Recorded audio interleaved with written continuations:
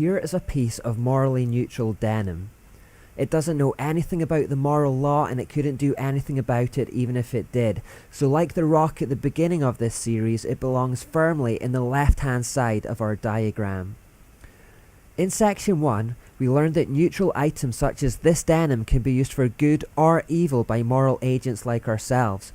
We also learned that they can even be consecrated to God or Satan by spiritual agents like ourselves. But here's a question. What if morality doesn't come into it at all? What if someone, for example, just puts on this morally neutral denim and wears it to the mall? That is a completely neutral act, is it not? A bit like taking dishes out of the dishwasher or moving a sofa from one part of the room to another. No one is helped or harmed by it. It actually seems like a trivial question, in fact, a little bit weird. Why am I suddenly talking about wearing jeans to the mall? Who cares if someone wears denim to the mall? Well, let's make it a little more pertinent then. What if someone puts on this morally neutral denim and wears it to church? Still a little weird and trivial? I agree. But as bizarre as it may seem, and I'm a bit embarrassed to admit this, that's the kind of issue we Christians will often argue about the most. We'll argue about things like whether denim jeans are acceptable in church, or whether suits should be the only valid dress code for men, whether women are obliged to wear hats or keep their hair long. We'll argue about whether the pastor should be wearing a tie, or about what kind of musical instruments are valid during worship, about whether drums or guitars are godly enough. Others think drinking tea or coffee or water shouldn't be allowed in church. I've even heard that some people have argued about the type of flowers that are suitable in church. All these things are morally neutral. Hats, jeans, suits, ties, musical instruments, flowers, water and coffee. None of them are being used immorally, and none of them are being consecrated to Satan. So why on earth are Christians arguing about such trivial, neutral things? What's going on here? The core of the issue is this. When Christians tackle moral questions, we are used to thinking in a very black and white way. There's a right way, a wrong way, and God defines the two. He's our reference point. Our job is simply to align ourselves with what He says. So when it comes to neutral issues, we tend to use the exact same mindset. We're looking to God for a reference point. We're asking, what does God say? What does He want? So the diagram changes like this. We extend the moral law out of the right-hand moral side and into neutral things as well, creating rights and wrongs about neutral things in the process. Basically, the idea is that God must have an opinion on everything, not just moral issues. He must have an opinion on hats and clothes and musical instruments too, and if He has an opinion on everything, that means that we can use Him as a reference point for everything. Electric guitars must be fundamentally good or bad based on God's opinion of them. If God doesn't like them, then we shouldn't like them either, and we certainly shouldn't use them in church. If He doesn't like jeans, then we shouldn't wear them either. If He likes hats on women, then that's what women should wear. That's the thought process, that God must have preferences. Christians will therefore try to deduce what those preferences are, so that they can align themselves with them, even on neutral things. Now the problem here is that God doesn't actually say anything at all about jeans in the Bible, and He's silent on the issue of whether you can drink water while you're listening to a sermon. He hasn't left us with a complete list of musical instruments that He finds acceptable in worship either. In the absence of clear guidance on these neutral issues, what tends to happen is that individual person will pass off their own preferences as being God ordained. The subconscious thought process roughly goes along the lines of, I don't like the music too loud in church, and because I don't like it, I can't conceive how God could possibly like it either, so therefore, loud music is wrong. Or, I think the pastor looks scruffy without a suit. God would like the pastor to be smartly dressed, just as I do. I just can't see how God would approve of a scruffy pastor, so God must be on my side about this. We can't conceive that God may like something that we don't, and so begin to feel like we can speak for God with some authority on such matters, when actually we are only speaking for an idol in our minds who looks like us, talks like us, and thinks like us.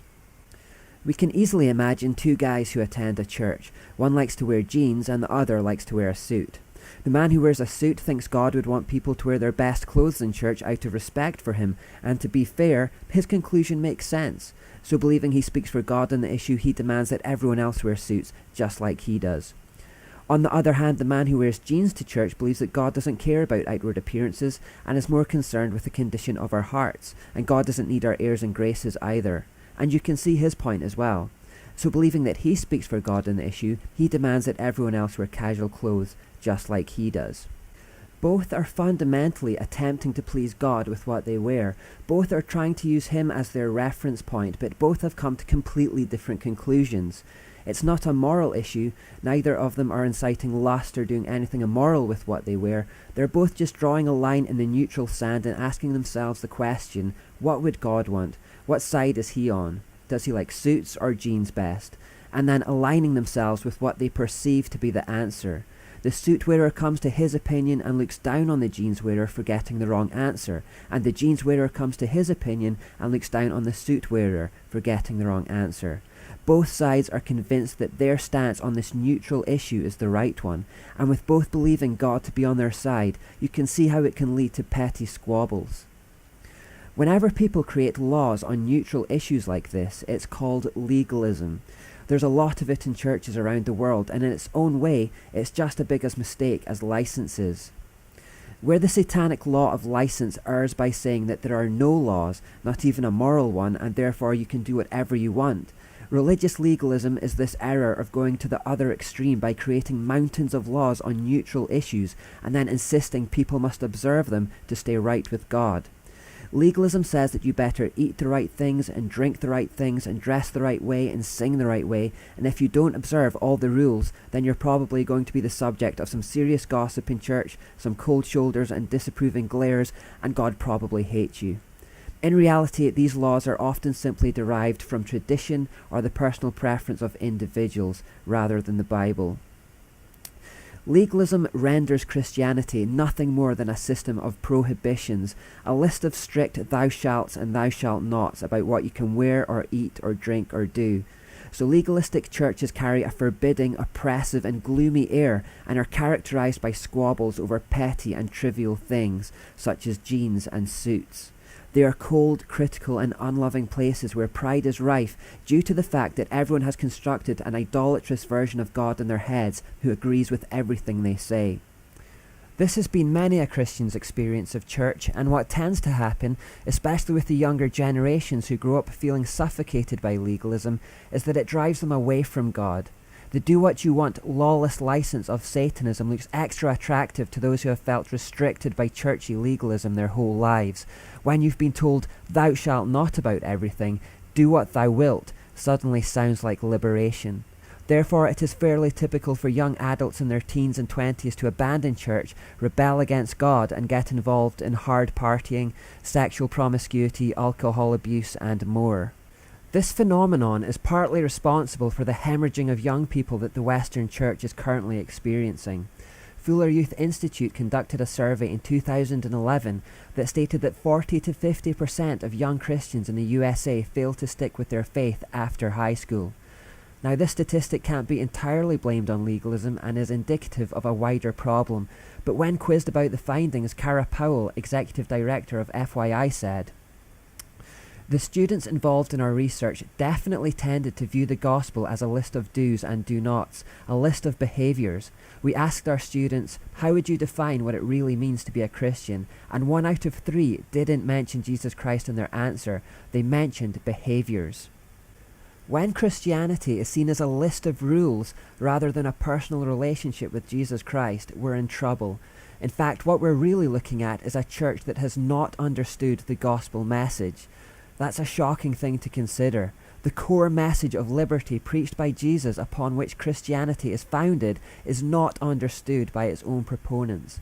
Somewhere along the line, we have replaced it with a religious system of mere legalistic prohibitions, and it's laying waste to large sections of the church. Today, millions of young people are deserting this system, turning their back on the God whom they mistakenly believe it belongs to, and are choosing instead to walk right into the arms of Satan.